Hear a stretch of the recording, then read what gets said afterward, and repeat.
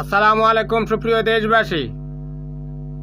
জঙ্গি গণহত্যাকারী বঙ্গকসাই শেখ হাসিনা তার কুকৌশলের মাধ্যমে বাংলাদেশের আইন শৃঙ্খলা পরিস্থিতির অবনতি ঘটানোর চেষ্টা করছে। ধানমন্ডি ৩২ নম্বর তার বাবার বাড়ি ভাঙার পর সে বলেছে, সবার তো ছবি এবং ভিডিও রয়েছে, তাদের হাতের এমন অবস্থা করে দাও যারা সারা জীবন তাদের হাতের দিকে তাকায়। এর মধ্যে আপনারা দেখেছেন মোহাম্মদপুর কবজি কাটা আনোয়ার ধরা খেয়েছে।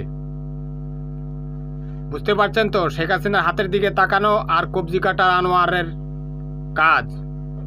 এর মধ্যে আদাবর থানা আওয়ামী লীগের সহসভাপতি শীর্ষ সন্ত্রাসী কালামনির, শীর্ষ সন্ত্রাসী শাহজাহান, যে কিনা ভারতের নাগরিক, এরা ভারতীয় গোয়েন্দা বাহিনী সিদ্ধার্থ চ্যাটার্জির মাধ্যমে বাংলাদেশের আইনশৃঙ্খলা পরিস্থিতির অবনতি